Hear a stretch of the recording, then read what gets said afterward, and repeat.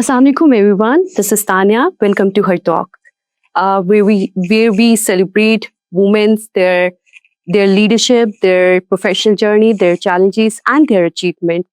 So today we are celebrating International Women Day 2026, and this is the first episode of our podcast, Rights in Leadership and Representation.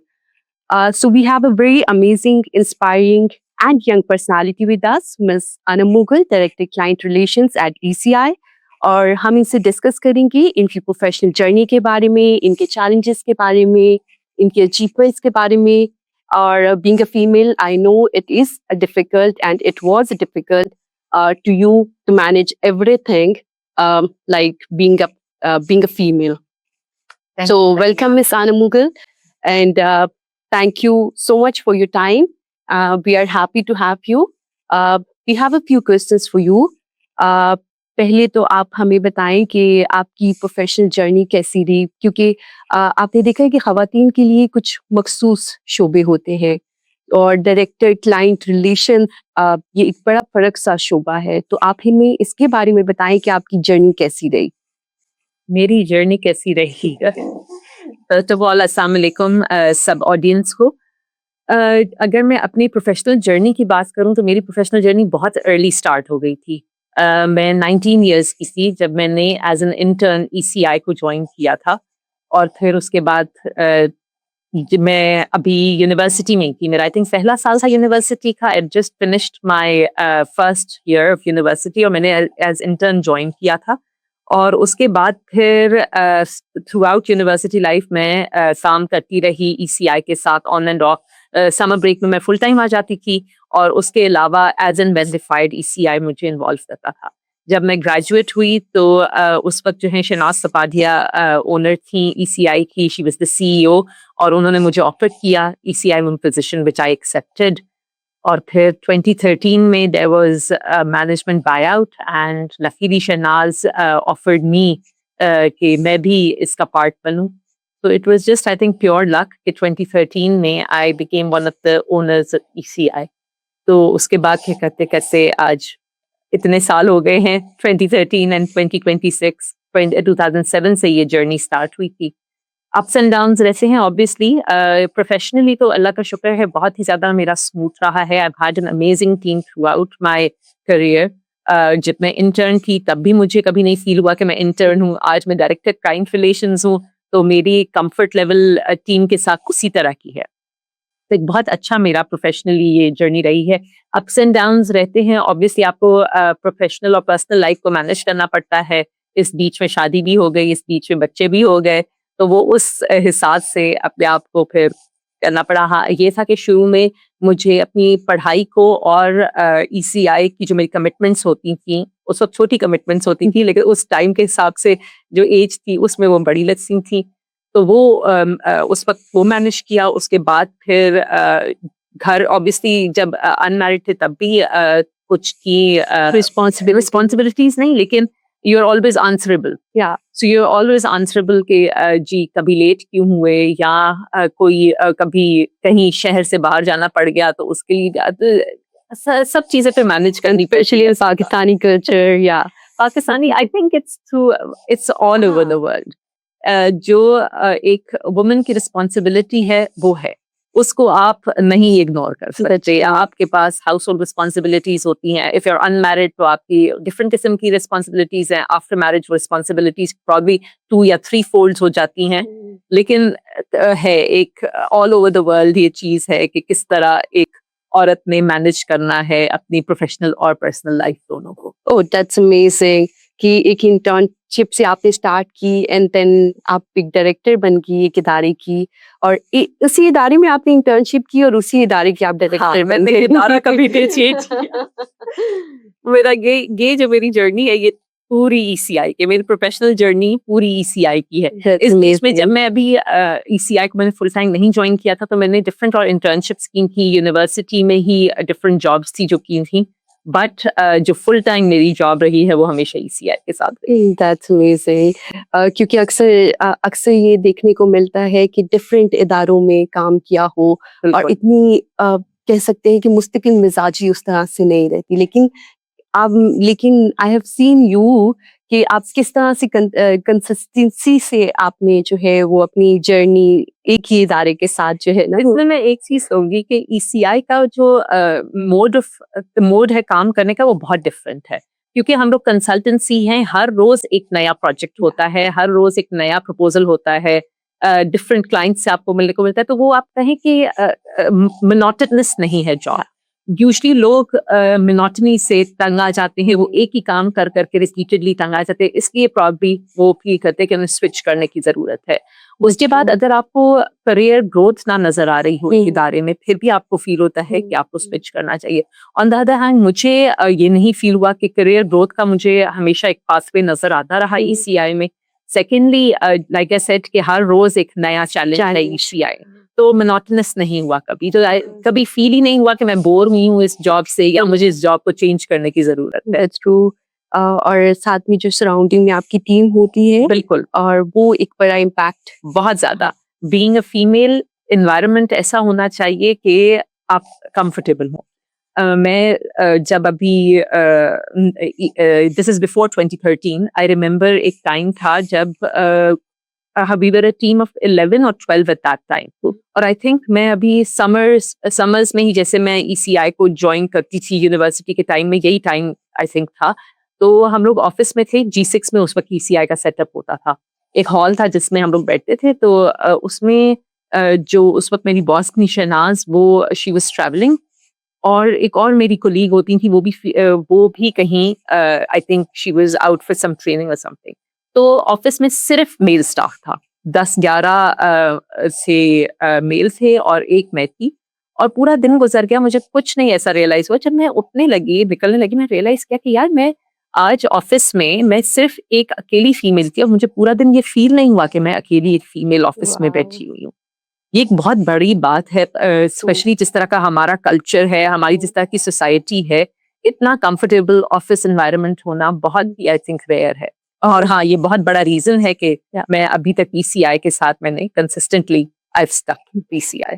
I think being a female हमारी first priority यही होती है कि safest placed हो, safe हो, respect मिले इधर, ये हम लोग की ऑब्वियसली प्रायोरिटीज हैं। ये सिर्फ आई थिंक ये हर ह्यूमन की प्रायोरिटी है। मेल के लिए may be safety is something else, हम लोग के लिए सेफ्टी इज समथिंग एल्स, लेकिन safety and respect everybody asks for. Yes, true, very true.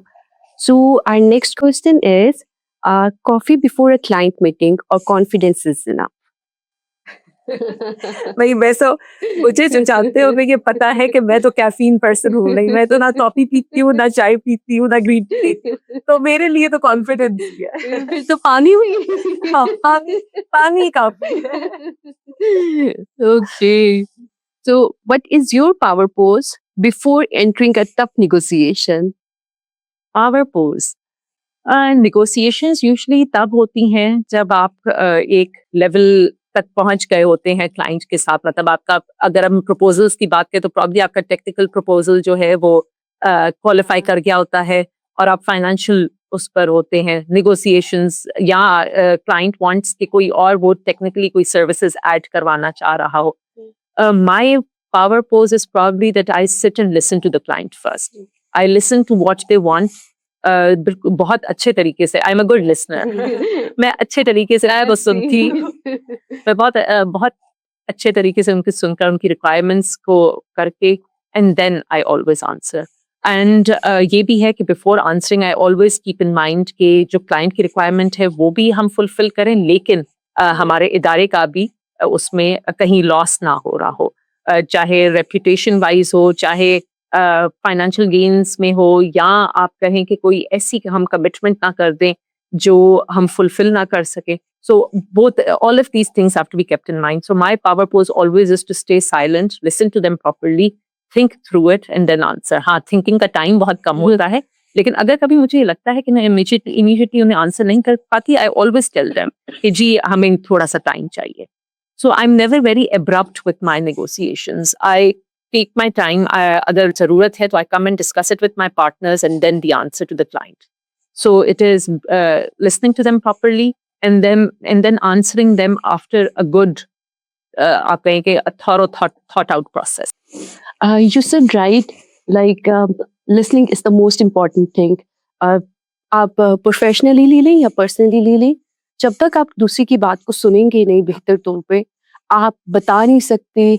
और अगेन निगोशिएशन वाले पॉइंट पे तो बाद में आता है, लेकिन सबसे पहले तो सुनना उनकी बात को, उनकी रिक्वायरमेंट्स को, और फिर सोचना और उनको जवाब देना, दिस द मोस्ट इम्पॉर्टेंट है। बिल्कुल।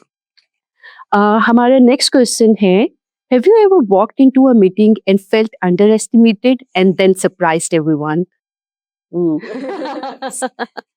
I always walk into a meeting thinking कि मतलब मेरे सामने जो लोग बैठे हुए हैं उन्हें बहुत कुछ आता है और मुझे उनसे सीखना है। तो अंडर एस्टिमेटेड तो नहीं, लेकिन मैं हमेशा सीखने के उससे जाती हूँ। और सीख कर अगेन लाइक आई सेड कि मैं उन्हें अच्छी तरह सुनती हूँ and then I answer. And I feel that when I answer, या मैं कोई अगर किसी को कोई बात कसती हूँ, they take me very seriously, probably because the answers are very well thought out. इसमें एक चीज ये भी है कि अगर मैं किसी मीटिंग में जा रही हूँ, it's a first time meeting with a client, I ensure कि मैं उस क्लाइंट के बारे में अच्छा मुझे पता हो, व्हाट दैट क्लाइंट डज, किससे मैं मिलने जा रही हूँ, किस प्रोजेक्ट पे मिलने जा रही हूँ। तो एक अच्छा मेरा वर्कअप हुआ होता है before I go for the meeting. तो इसलिए मुझे I think it's important that you should know that what who the client is, वो क्या कर रहे हैं, आपकी पिच क्या उनके पास होने जा रही है। हाँ, उसके बाद अगर उनसे मैं रिपीटेडली, मतलब जिस तरह वो क्लाइंट्स हैं जिनके हम रिपीटेडली मिलते रहते हैं, तो उनके साथ यही है कि I always listen to them very thoroughly and then I answer. So yes, they do get, I don't know कि मैं उन्हें सरप्राइज करती हूँ कि नहीं, लेकिन हाँ, एक अच्छी मैं उनके साथ कन्वर्सेशन करके होती है जो उन्हें भी सेटिस्फाई करती है and even I feel satisfied. बताइएगा, have you ever walked into a meeting and felt underestimated and then surprised everyone? इसमें मैं कहूँ कि अंडर एस्टिमेटेड तो नहीं, लेकिन मैं हमेशा किसी मीटिंग में जाती हूँ तो I go in with the intention of learning. So हाँ, ये है कि जब मैं फर्स्ट टाइम किसी क्लाइंट से मिल रही होती हूँ, तो I make sure that I read up on that client. I should know कि मैं वो क्लाइंट कौन है, किससे मिलने जा रही हूँ, उनका बैकग्राउंड क्या है, किस चीज़ में वो काम कर रहे हैं, और ईसीआई उनके काम में क्या वैल्यू एडिशन कर सकता है। तो वो एक प्रिपरेशन के साथ I go. But whenever I go with the aim of learning। उसके बाद आई don't know if I surprise them और नॉट, लेकिन जो हम लोगों की बातचीत होती है, जो प्रेजेंटेशन हम लोग देते हैं, या जो हम नेगोशिएशंस या जो भी आप कह ले होता है, तो उसमें मैं ये कह सकती हूँ कि क्लाइंट सेटिस्फाइड होता है और मैं भी सेटिस्फाइड होती हूँ with the meeting. That's amazing. आपने बात की कि सीखने का अमल जो है ना, that is the most important thing.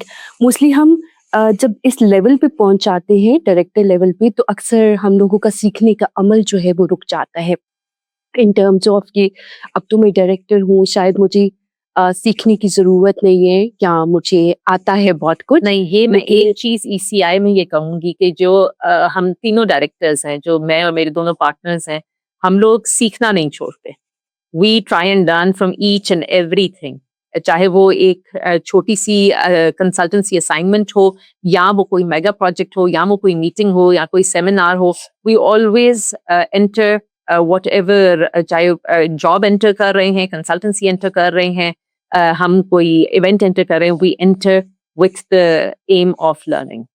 That's amazing. की बात तो मैंने भी ईसीआई में सीखी है कि कोई भी प्रोजेक्ट जब स्टार्ट होता है, और हम लोगों की टीम किस तरह से उसको बैठ के पहले खुद उसको देखती है और उसको सीखती है कि ऑब्वियसली हर प्रोजेक्ट की रिक्वायरमेंट फ़र्क होती है, लेकिन जब इतने सालों का एक्सपीरियंस हो जाता है तो हम कहते हैं नहीं, ये तो हमें आता है। लेकिन I have seen in ECI के नहीं, हर प्रोजेक्ट से पहले हमारी टीम उसको बैठ के, इवन विद डायरेक्टर्स, उसको देखते हैं हम लोग कि किस तरह से उसको एग्जीक्यूट करना है। बिल्कुल। And which learning is which is the most important thing. Our next question is, in client relations, how do you make sure your voice is heard, not just noted? Voice is heard, जैसे मैंने अभी ये mention किया था कि पहले prepare होकर जाना।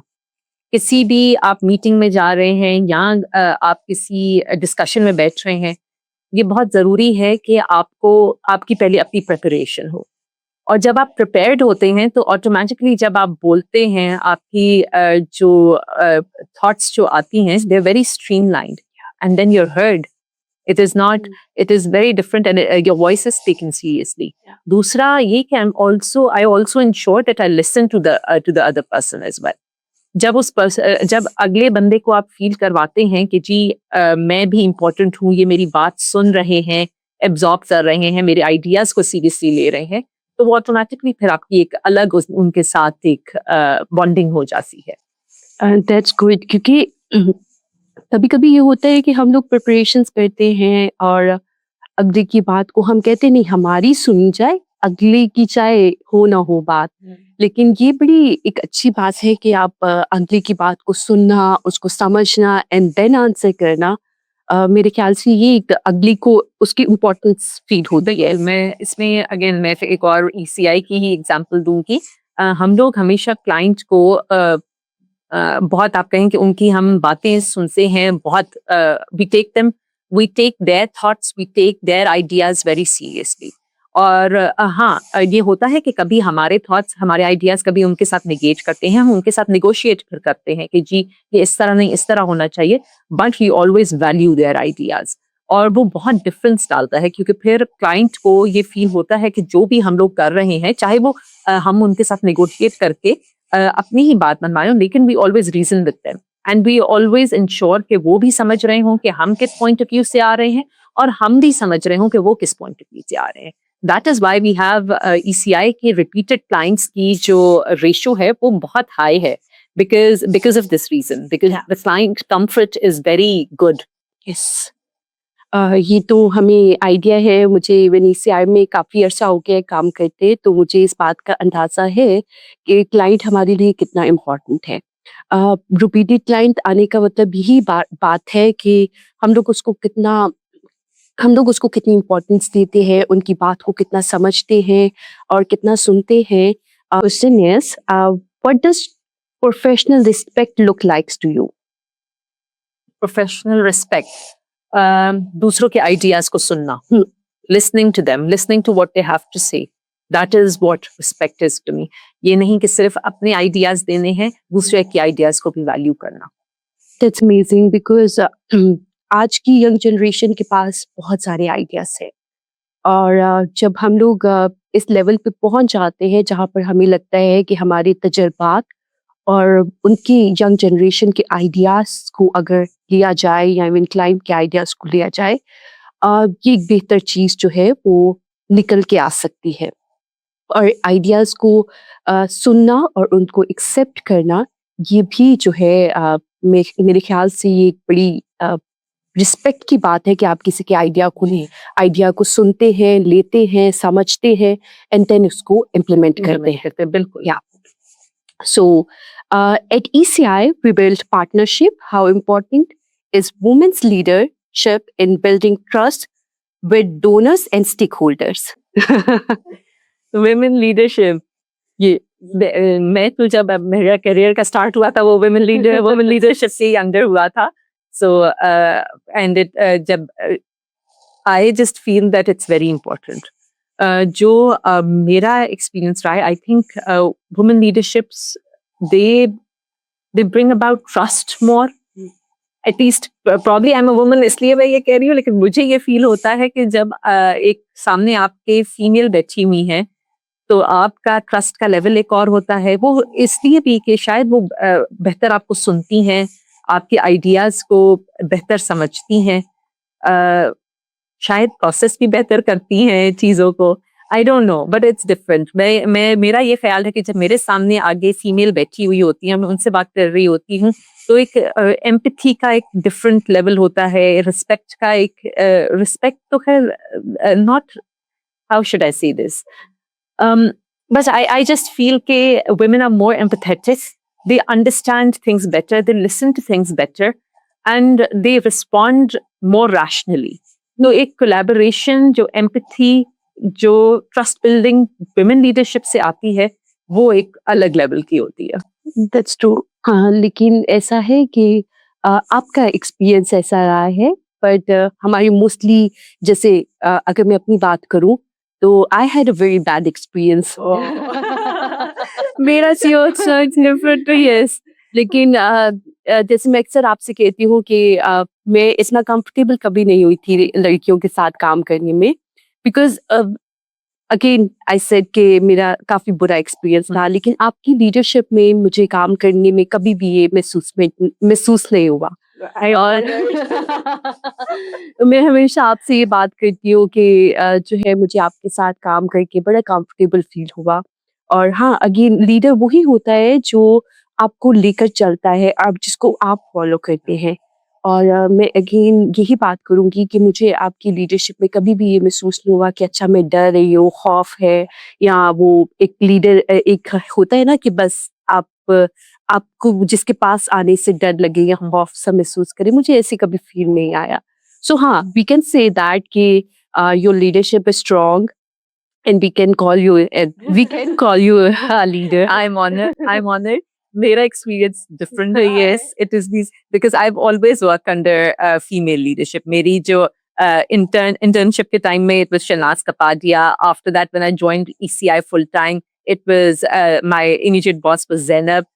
तो और उसके बाद फिर मैं खुद लीडरशिप पोजीशन में आ गई, तो वो मेरा जो रहा है हमेशा से कि वो फीमेल के साथ ही रहा है। I've had amazing experience.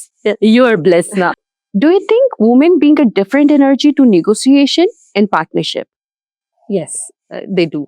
Like I said कि अभी जैसे मैंने कहा कि ट्रस्ट का लेवल और होता है, वो एक कोलैबोरेशन का लेवल और होता है जब फीमेल लीडरशिप बैठी हुई होती है। अगर अब अभी नोट भी किया जाए, जब हम प्रपोजल्स भी सबमिट कर रहे बिल्कुल। होते हैं, तो एक वेटेज दी जा रही होती है कि जी कितनी women are being proposed in the team. Yes. उसके बाद वेटेज इसमें भी दी जा रही होती है कि क्या female leadership is part of or women part of the management, are women part of the board of directors. तो हर चीज अब रैंक की जा रही होती है। Yes. और वो ऐसे ही नहीं रैंक की जा रही थी, ऑब्वियसली ग्लोबली भी इस चीज को देखा गया होगा कि फीमेल्स जो हैं वो डिफरेंट किस्म की एनर्जी लाती हैं to the whole environment. So I do feel this. जैसे हमारी बिजनेस डेवलपमेंट टीम में सिर्फ फीमेल्स ही सिर्फ फीमेल्स, यस। हम बहुत एम्पावरमेंट में बिलीव करते हैं। Yes. So our next question is, what is one professional right you fought or even silently? I don't know if I fought for it. Maybe it was age related. I'm not sure because जैसे मैंने बोला कि जब मैंने internship में enter किया था, I was just 19 at that time. और जब मैंने ECI को I became a partner in ECI, I was only 26. तो वो probably age मेरी कम थी या क्या था. I had it took time for my ideas to be listened to by others, not my immediate team. My immediate team listened to my ideas very well. It was the clients who जिनको मैं मिलने जा रही थी, वो probably मुझे underage समझते थे. They wouldn't take me seriously, so that took time. वो जो professionally अपने आप को establish करना in the market, that is what took time. Yes, I can understand. और आप तो अभी भी इतनी यंग लगती है। इतनी young नहीं लगती आपको, लेकिन उस टाइम जो था मैं बिल्कुल ही अब वैसे उस टाइम में मुझे नहीं लगता हर किसी को लगता है अपनी एज में हम लोग कितने छोटे होने के, लेकिन अब मैं पिक्चर्स देखती हूँ अपनी, मैं कहती हूँ यार वाकई में बहुत छोटी थी, मुझे मार्केट में किस तरह सीरियसली लेना था। So I understand it from that perspective, but yes that took time कि मुझे अपना टू बी हर्ड ये एक चैलेंज था। My ideas to be taken seriously, for the clients to take me seriously, that took time at the beginning of my career. I can totally understand. If leadership had a female version, how do you define it? If leadership had a female version, मेरे सामने female version नहीं।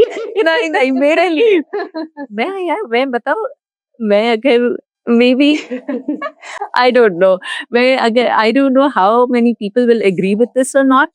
I was very हम लोग बहुत छोटे थे जब ये जो लीडर हैं ये she passed away, लेकिन मैं कभी उनकी स्पीचेस सुनती हूँ, कभी उनकी लीडरशिप को देखती हूँ, तो I get inspired by that, and that's Benazir. Oh वाह, हाँ, तो मुझे वो बहुत इंस्पायर करती है, the way she speaks, the way she वो अब मेरे पास उनकी सिर्फ वही क्लिपिंग्स ही हैं to see that how did she present herself in different events and all. So towards the end, जब ये 2007 वाला टाइम था, the way she used to जो जलसों में जिस तरह वो बात करती है या वो जो लीडरशिप है ना, वो मुझे लगता था कि यार it's very inspiring. Yes. So I feel that if she would have been alive and she would have been if she would have lived, हम लोग अगर उनकी लीडरशिप को एक्सपीरियंस करते तो वो एक डिफरेंट लेवल पर. Yes. Very true. So I think I secretly I admire her. मेरे ख्याल से हम 90s वालों तो सारे जो है वो उनके फैन थे शायद. लेकिन then again मैं किसी may be others of was with this because वो उनकी लीडरशिप में रहे भी हैं, उन्होंने उसे डायरेक्टली देखा भी है. हम लोग तो सिर्फ दूर से पहुंच होते थे और अब हम सिर्फ वर्चुअली उन्हें देखते हैं. एग्जैक्टली. अब जब समझ में आया है व्हाट इज लीडरशिप, तो हम कह सकते हैं कि काश वो होती. हाँ, काश वो होती. और जैसे अगेन आपने बात की कि वर्चुअली अब हम देखते हैं, तो आई विश कि हम उनकी लीडरशिप को एक्सपीरियंस कर. बिल्कुल. बिल्कुल. So our last question is, complete the sentence. Women don't need permission to. Dash. Women don't need permission to bring change. Oh wow. Yes. चाहे वो चेंज पर्सनल लेवल पर हो, प्रोफेशनल लेवल पर हो, किसी और की जिंदगी में हो, लेकिन नहीं, women don't need permission to bring positive change. Oh. Let's make it this way. Yes.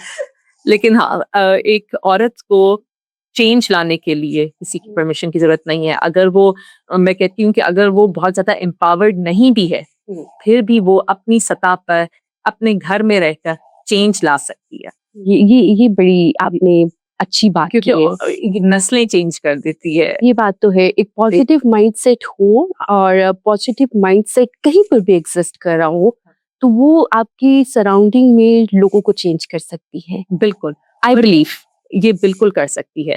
मैंने मतलब मैं अपनी ग्रैंड मदर्स को देखती हूँ. They weren't much educated. उन्होंने कितनी उनकी एजुकेशन उस टाइम के हिसाब से 5th ग्रेड, मे बी उससे भी कम, मे बी कुछ बिल्कुल देवर आजकल के जमाने में आप नॉन लिटरेट उन्हें कह दे, लेकिन उन्होंने जिस तरह अपनी जनरेशंस को चेंज किया है, they have brought lot of change. वो उन्होंने अपनी सतह पर रहकर, घर में रहकर, पर्दे में रहकर उन्होंने बहुत सारी चेंजेस किए. सो ये कहीं भी ये जरूरी नहीं है कि जी औरत ने घर से निकलना है, उसने जॉब करनी है, फिर वो चेंज ला सकती. ऐसा ही है. नहीं, वो चेंज कहीं भी किसी भी लेवल पर ला सकती है. वो चाहे अपने घर का लेवल हो, अपने खानदान का लेवल हो, कम्युनिटी हो. हमारे पास बहुत एग्जाम्पल्स हैं. हमारे पास बहुत अपनी फैमिली में हमारे पास एग्जाम्पल्स हैं. निकल के अगर हम लोग देखें दूसरी कम्युनिटीज में, दूसरी कंट्रीज में, अपनी कंट्री में बहुत एग्जाम्पल्स हमारे पास. औरतों ने बहुत कुछ किया है, बहुत पॉजिटिव चेंज बुलाए हैं. एंड आई ऑल्सो बिलीव कि पाकिस्तान के बनने में भी बहुत मेजर रोल था औरतों का. तो ये सारी, अगर आप कहें कि ये जो माइग्रेशंस हुई है, कितने, ये कहीं भी ये कोई भी चीज पॉसिबल नहीं थी विदाउट फीमेल रोल. बिल्कुल. और उसके बाद आज हम लोग ग्लोबल लैंडस्केप पर भी चेक करें, डिफरेंट रीडिंग ऑर्गेनाइजेशंस में हम लोग चेक करें, ऑर्गेनाइजेशनल लेवल पर भी औरतों का बहुत ज्यादा चेंज में पार्ट है और पर्सनल लेवल पर भी बहुत ज्यादा. That's amazing. ये बात आपने बिल्कुल ठीक कही है कि औरत चाहे पर्दे में हो या घर वर्किंग लेडी हो, वही चेंज का एक बहुत बड़ी वजह बनती है.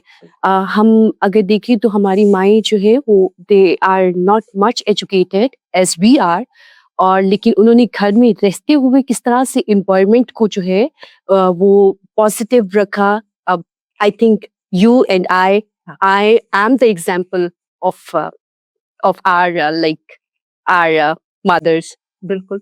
हम लोग जिस तरह हैं, ऑब्वियसली इसमें बहुत ज्यादा कंट्रीब्यूशन हमारी मदर्स का है. बिल्कुल.